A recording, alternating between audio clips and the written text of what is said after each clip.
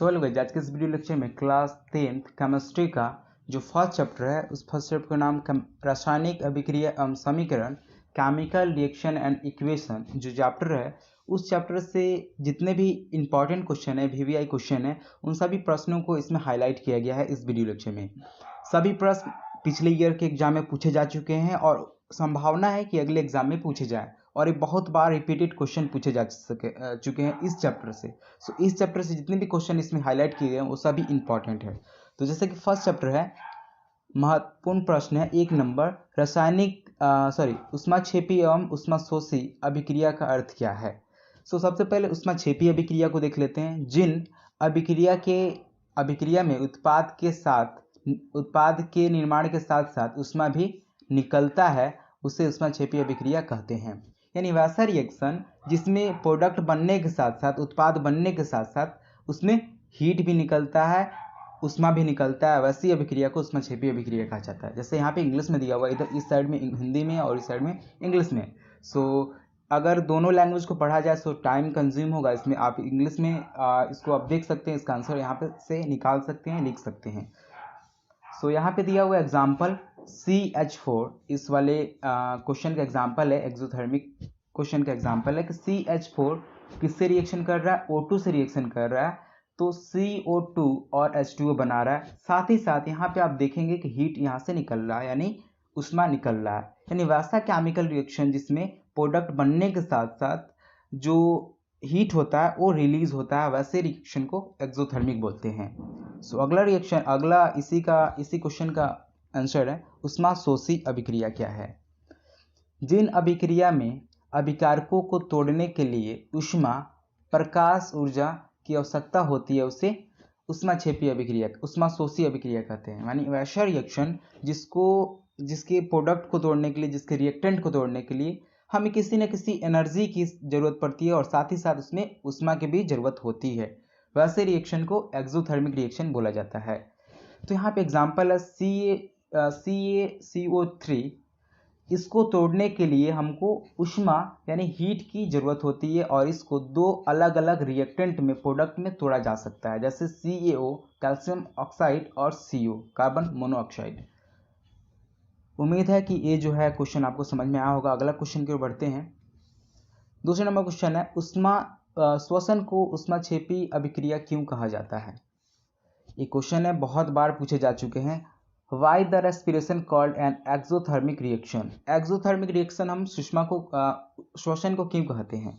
Answer यहाँ पे दिया हुआ है, श्वसन के दौरान अंदर लिए गए ऑक्सीजन द्वारा भोजन टूटने लगता है। यानी जो हम भोजन खाते हैं और ऑक्सीजन को लेते हैं तो वो ऑक्सीजन अंदर जाकर भोजन को तोड़ने का काम करता है, अर्थात उपापचय होता है, यानी भोजन हमारा टूटने लगता है। इस प्रक्रिया में ऊर्जा तथा ऊष्मा दोनों मुक्त होती है, अतः श्वसन को ऊष्माक्षेपी अभिक्रिया कहते हैं। हमने क्या पढ़ा है कि एक्सोथर्मिक रिएक्शन किसको बोलेंगे, वैसा रिएक्शन जिसमें ऊष्मा की रिलीज होती है, ऊष्मा निकलती हो। तो यहाँ पे आप गौर कीजिए कि यहाँ पे क्या दिया हुआ है, यहाँ पे ऊर्जा के साथ साथ ऊष्मा भी निकल रहा है, मुक्त हो रहा है। यानी यहाँ पे process energy and heat are release. So इसमें डायरेक्टली यहाँ पे कह दिया गया कि इस प्रोसेस में एनर्जी के साथ साथ हीट भी रिलीज होता है, और हीट जिसमें रिलीज होता है, ऊष्मा जिसमें रिलीज होता है, उसको कौन सा रिएक्शन बोलते हैं, exothermic. Hence respiration is called exothermic reaction, इसलिए श्वसन को एक्सोथर्मिक रिएक्शन कहते हैं। आई होप ये समझ में आ गया होगा आपको। सो अगला क्वेश्चन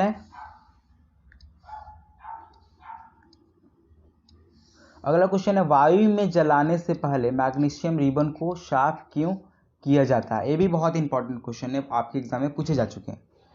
आंसर क्या होता है देख लेते हैं।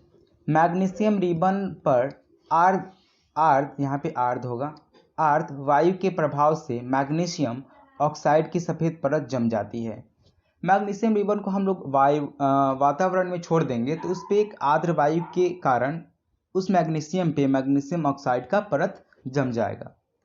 यह परत मैग्नीशियम के जलाने के लिए बाधक होता है, इसलिए मैग्नीशियम रिबन को रेज मार्ग से साफ किया जाता है। सो आपके एग्जाम में ऐसा क्वेश्चन पूछे जा सकते हैं। तो इसका आंसर क्या होगा कि हम जब भी मैग्नीशियम रिबन को इन्वायरमेंट में छोड़ देते हैं तो उस पर मैग्नीशियम ऑक्साइड का एक लेयर जम जाता है, और वो जो लेयर है उसको अगर जलाते हैं उस लेयर के साथ तो मैग्नीशियम रिबन को जलने में बाधक यानी रोकता है, एक बैरियर का काम करता है, मैग्नीशियम रिबन को नहीं जलने देता है। इसलिए उस लेयर को साफ करने के लिए रेज मार्क का यूज करते हैं और उसको क्लीन करते हैं।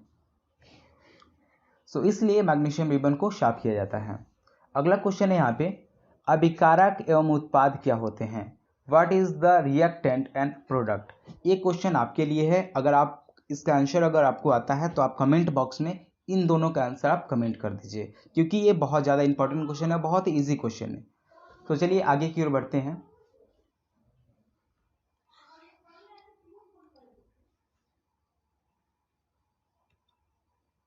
अगला क्वेश्चन क्या कह रहा है?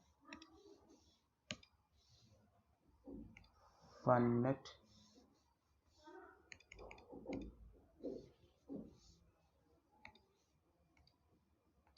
अगला क्वेश्चन है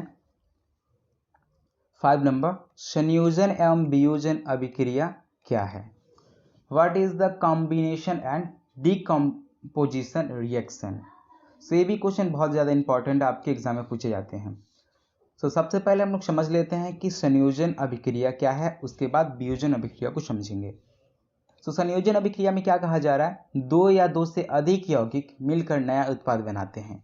कंबाइन टू और more than two compounds form a new product. क्या होता है कि वैसा रिएक्शन जिसमें दो या दो से अधिक यौगिक जो है कंपाउंड जो है फॉर्म मिलकर एक नया प्रोडक्ट का निर्माण कर देते हैं, उसको संयोजन अभिक्रिया या कॉम्बिनेशन रिएक्शन कहा जाता है। जैसा कि यहाँ पे एग्जांपल दिया हुआ है, C+O2 दोनों अलग अलग कंपाउंड से और दो अलग अलग कंपाउंड से रिएक्शन करके एक ही प्रोडक्ट बना रहे हैं, जैसे CO2। सो इस वाले रिएक्शन को बोलेंगे कॉम्बिनेशन रिएक्शन, क्योंकि दो अलग अलग पदार्थ, दो अलग अलग यौगिक जुड़कर एक नया यौगिक का निर्माण किए। सो इसको संयोजन अभिक्रिया बोलेंगे। नीचे दिया हुआ वियोजन अभिक्रिया क्या होता है? तो उसका उल्टा होता है वियोजन अभिक्रिया, यानी डीकम्पोजिशन रिएक्शन। सो डीकम्पोजिशन रिएक्शन क्या होता है? एक अभिकारक टूटकर दो या दो से अधिक उत्पाद का निर्माण करता है। किसमें क्या है कि एक जो कोई रिएक्टेंट है, यहाँ पे रिएक्टेंट होगा, सो कोई एक जो रिएक्टेंट है वो टूटकर ब्रेक डाउन होकर दो अलग अलग प्रोडक्ट्स को बना लेता है, दो अलग अलग उत्पाद को बना लेता है, उसको वियोजन अभिक्रिया कहा जाता है। जैसे कि यहाँ पे एक रिएक्टेंट क्या है, CaCO3, इसको रिएक्शन कराया जा रहा है, इसको तोड़ा जा रहा है। सो आप यहाँ पे देखिए CaO और CO2 बन रहा है, यानी एक उत्पाद से, सॉरी, एक रिएक्टेंट से, एक अभिकारक से दो अलग अलग उत्पाद बन के तैयार हो गए हैं, दो अलग अलग प्रोडक्ट्स बन के तैयार हो गए हैं, और इसी रिएक्शन को कहा जाता है डीकम्पोजिशन रिएक्शन, यानी एक पदार्थ टूटकर दो अलग अलग पदार्थ का निर्माण करता है, उसे वियोजन अभिक्रिया कहते हैं। सो नेक्स्ट क्वेश्चन के बढ़ते हैं। 6 नंबर क्वेश्चन क्या कह रहा है? विकृत गंधता से आप क्या समझते हैं? What do you understand by distorting? तो इसको क्या समझते, विकृत गंधता मतलब क्या होता है? एक शॉर्ट समझ लीजिए, जब आप किसी भोजन को छोड़ देते हैं तो भोजन जो होता है वो खराब हो जाता है, उससे दुर्गंध आने लगती है, उसी प्रोसेस को विकृत गंधता कहा जाता है या डिस्टॉर्टिंग कहा जाता है। तो चलिए इसको हम समझ लेते हैं कि क्या लिखा हुआ है इसमें। तैलीय तथा वसायुक्त पदार्थ वायु के संपर्क में आने पर भोजन में गंध और स्वाद में परिवर्तन आ जाता है। When oily and fatty substance come in contact with air, the food changes the smell and taste. सो क्या है कि जब हम लोग किसी फैटी या ऑयली सब्सटेंस वाले फूड मटेरियल को हम लोग इन्वायरमेंट में छोड़ देते हैं, खुली वायु में छोड़ देते हैं, तो क्या होता है, वो जो फूड है वो रिएक्शन करता है किससे? ऑक्सीजन से, और रिएक्शन करके यहाँ पे वो जो है फूड, वो उसका स्मेल और उसका स्वाद, स्मेल और उसमें जो होता है टेस्ट जो होता है उसका चेंज हो जाता है। तो इसलिए यहाँ पे कहा गया तैलीय तथा वसायुक्त पदार्थ को अगर हम वायु में छोड़ेंगे तो उसमें दुर्गंध आ जाएगा और स्वाद में परिवर्तन आ जाएगा, और इसी प्रोसेस को बोला जाता है विकृत गंधिता।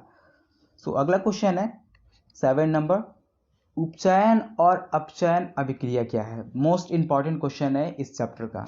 What is the oxidation and reduction reaction? ये दोनों जो क्वेश्चन है बहुत ही ज़्यादा पूछे गए हैं। सो आइए इन दोनों क्वेश्चन को देख लेते हैं। सबसे पहले अपचयन अभिक्रिया को देखेंगे, उसके बाद रिडक्शन अभिक्रिया को देखने वाले हैं। सो अपचयन अभिक्रिया क्या कहता है? पदार्थ में ऑक्सीजन की वृद्धि तथा हाइड्रोजन का निकलना अपचयन या ऑक्सीकरण कहलाता है। अपचयन को ऑक्सीकरण भी बोल सकते हैं। सो यहाँ पे क्या कहा जा रहा है कि जब कोई पदार्थ होता है, उस पदार्थ को रिएक्शन कराते हैं तो उससे ऑक्सीजन, उसमें उस पदार्थ में ऑक्सीजन की वृद्धि हो जाती है और हाइड्रोजन का निकलना क्या कहलाता है? उपचयन या ऑक्सीडेशन कहलाता है। जैसे एग्जाम्पल नीचे दिया हुआ है कि Cu है, कॉपर है, उसको हम वायु में जलाएं, ऑक्सीजन में जलाएं यानी हीट किए तो क्या बना? CuO। यानी यहाँ पे क्या कहा गया है?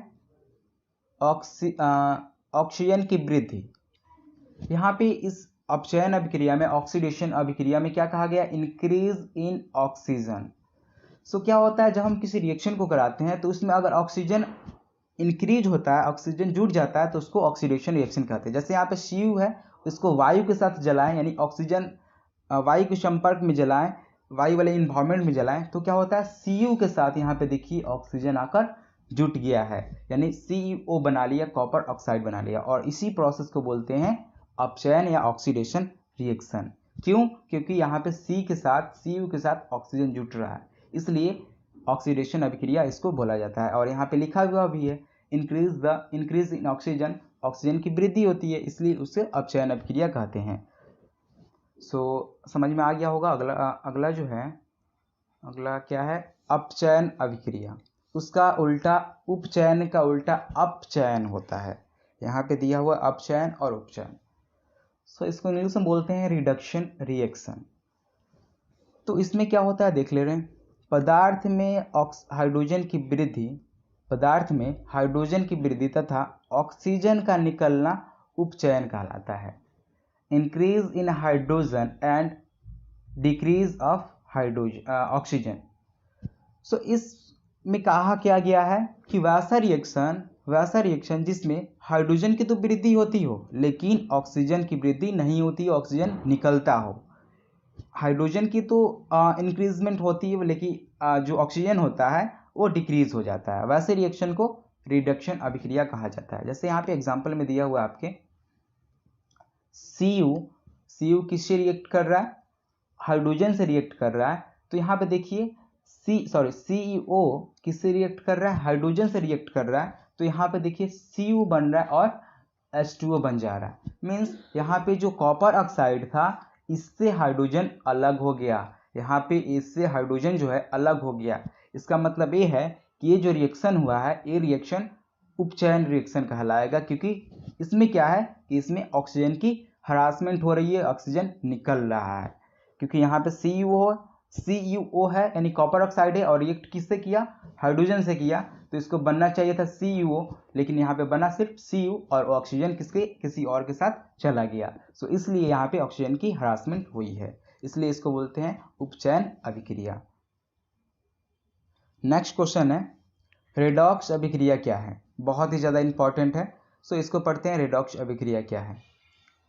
When oxidation and reduction occurs together, उपचयन और अपचयन जब साथ होता है तो रेडॉक्स अभिक्रिया कहते हैं। क्या होता है कि जब उपचयन अभिक्रिया यानी जब ऑक्सीडेशन अभिक्रिया और जब अपचयन अभिक्रिया, रिडक्शन अभिक्रिया दोनों साथ साथ होती है उसको क्या बोलते हैं? रेडॉक्स अभिक्रिया बोलते हैं। जैसे यहाँ पे अभी पढ़े हैं ना कि उपचयन अभिक्रिया क्या है और अपचयन अभिक्रिया क्या है। तो जब दोनों एक ही साथ हो, जब दोनों एक ही रिएक्शन में होने लगे तो उसको अपचयन अभिक्रिया रेडॉक्स अभिक्रिया कहेंगे। चलिए समझ लेते हैं एग्जाम्पल के साथ। यहाँ पे देखिए CuO है और H2 है। CuO किससे रिएक्ट कर रहा है? हाइड्रोजन से रिएक्ट कर रहा है और बना क्या रहा है? Cu और H2O। ऊपर वाला ही एग्जाम्पल है लेकिन इस एग्जाम्पल में दोनों रिएक्शन आपको समझ में आ जाएंगे और इसे रेडॉक्स अभिक्रिया भी कहते हैं इस एग्जाम्पल को। तो यहाँ पे क्या देख रहे हैं कि CuO रिएक्ट कर रहा है किससे? हाइड्रोजन से। तो बना क्या रहा है? Cu। यानी CO से ऑक्सीजन क्या हो रहा है, गायब हो जा रहा है, ऑक्सीजन निकल जा रहा है, ऑक्सीजन निकल रहा है। सो इसलिए इस प्रोसेस को बोलेंगे रिडक्शन रिएक्शन। यहाँ पे क्या हो रहा है, फिर से एक बार और समझिए, CO के साथ CO H2 के साथ रिएक्ट कर रहा है, तो जो प्रोडक्ट है वो क्या बन रहा है, CO ही सिर्फ बन रहा है, यानी यहाँ से ऑक्सीजन क्या हो गया, गायब हो गया, निकल गया। सो इसलिए रिडक्शन अभिक्रिया इसको बोलेंगे, उपचयन अभिक्रिया बोलेंगे। और यहाँ पे देखिए CO H2 के साथ रिएक्ट कर रहा है, तो यहाँ पे देखिए हाइड्रोजन के साथ क्या जुट रहा है, ऑक्सीजन जुट रहा है, और ऑक्सीजन जुटने की प्रक्रिया को क्या बोलते हैं, ऑक्सीडेशन। तो आई होप ये समझ में आ गया होगा कि इस वाले एग्जाम्पल में क्या हो रहा है, दोनों प्रोसेस एक ही साथ हो रहा है, ऑक्सीजन जुट भी रहा है इस केस में, और इस केस में क्या हो रहा है, ऑक्सीजन का निकलना हो रहा है, निकल रहा है। सो इस वाले प्रोसेस को, इस वाले एग्जाम्पल को हम रेडॉक्स अभिक्रिया कह देंगे, बोल देंगे, इसमें कोई नो डाउट है। सो आई होप ये समझ में आ गया होगा। नेक्स्ट क्वेश्चन की ओर चलते हैं। 9 नंबर क्वेश्चन क्या है, 9 नंबर क्वेश्चन है, 2 या 2 से अधिक पदार्थ मिलकर नए गुणधर्म वाले यौगिक बनाते हैं। When 2 or more than 2 substances combine and form new compounds या new properties compounds, so इसको क्या बोलेंगे, इसको बोलेंगे केमिकल रिएक्शन, इसको बोलेंगे रासायनिक अभिक्रिया। सो देखिए यहाँ पे दिया हुआ है कि जब हाइड्रोजन जो है ऑक्सीजन के साथ मिलता है, और आपको पता होगा हाइड्रोजन एक अलग चीज़ है और ऑक्सीजन एक अलग चीज़ है, दोनों अलग अलग एलिमेंट है, दोनों जब मिल रहे हैं साथ में, तो यहाँ पे क्या बन रहा है, जल बन रहा है, यानी वाटर बन रहा है। सो दो अलग अलग चीज़ मिलाकर एक नए गुण वाले पदार्थ का निर्माण कर दिए, नए प्रॉपर्टीज वाले पदार्थ का निर्माण कर दिए, और इसी प्रोसेस को, इसी गुण को बोलेंगे रासायनिक अभिक्रिया। सो आई होप ये जो 10 क्वेश्चन है, 9 क्वेश्चन है, ये आपको समझ में आ गया होगा। ये बहुत बार पूछे जा चुके हैं आपके एग्जाम में, इसलिए इस वीडियो में आपको इन सारे क्वेश्चन को हाईलाइट किया गया है। 10 नंबर क्वेश्चन है, रासायनिक अभिक्रिया का उदाहरण दीजिए। Give the example of chemical reaction. अगर इसका एग्जाम्पल अगर पता है, जैसे कि दूध से दही का जमना, लोहे में जंग लगना, ऐसे एग्जाम्पल अगर आपको याद है, सो आप इस क्वेश्चन का आंसर जो है नीचे डिस्क्रिप्शन कमेंट बॉक्स में लिंक कमेंट कीजिए। सो इससे हमको ये पता चलेगा कि आप इस चैप्टर को कितना इंटरेस्टिंग वे में पढ़ रहे हैं, आपको कितना समझ में आ रहा है। सो ये थे 10 क्वेश्चन जो बहुत ही ज़्यादा इंपॉर्टेंट थे। आई होप ये सभी क्वेश्चन आपको समझ में आए होंगे। अगर आए हैं तो वीडियो को लाइक कर दीजिए।